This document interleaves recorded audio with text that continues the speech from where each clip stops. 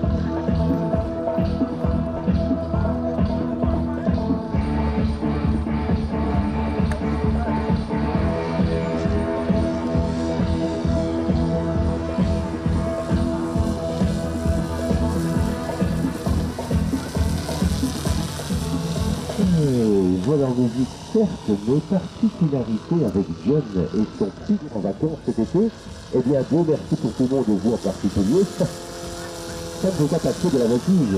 Un looping, un tonneau, que sais-je. Dieu merci parce que ce n'est pas dans l'enveloppe de vol d'un avion de ligne. Il ne peut pas faire ce genre de manœuvre. Eh bien, ici, le pic, c'est pareil. Ça doit être l'un des plus fabuleux voltigeurs de tous les temps. Ici, John ne vole pas comme avec un monolithe, il vole comme s'il était dans le grandeur. Il vole en respectant l'enveloppe de vol du grandeur. Il limite la puissance. Il fait des évolutions coulées, douces. Imaginez-vous en train de filmer.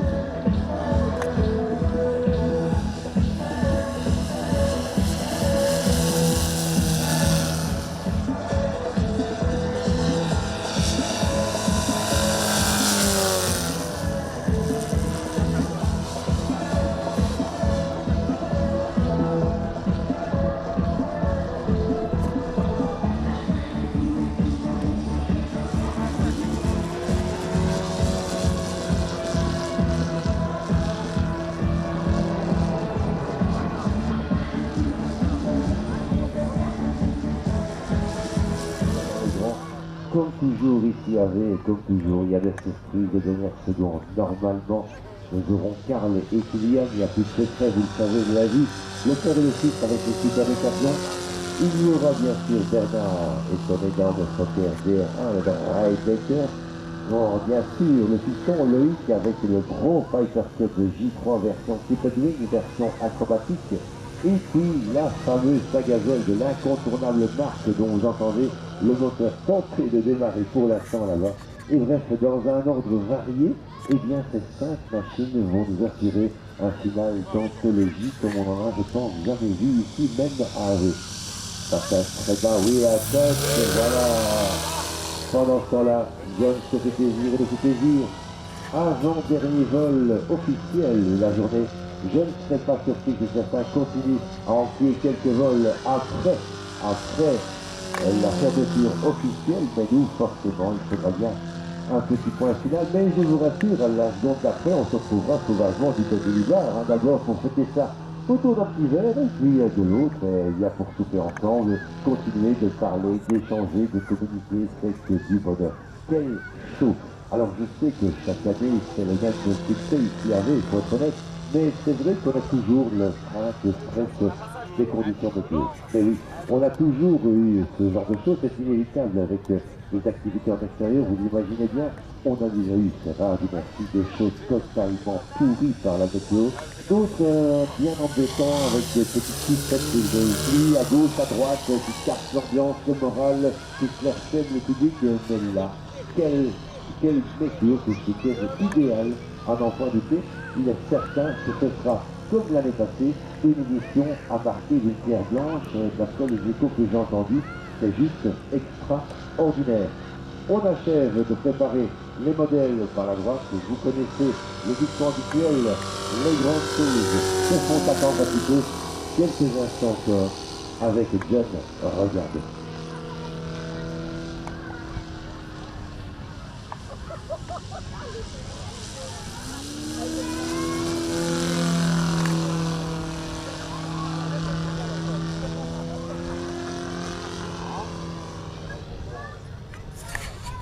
Allez, un petit passage grand. Ah, c'est marrant, dans le petit bouquin, on va te mettre qui veut, on va faire la photo. Il manque l'argent.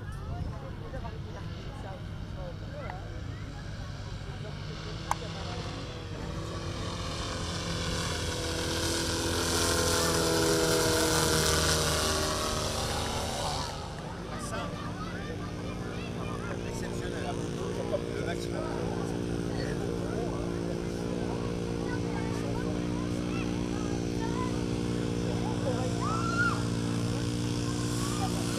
Et voilà, en glissade.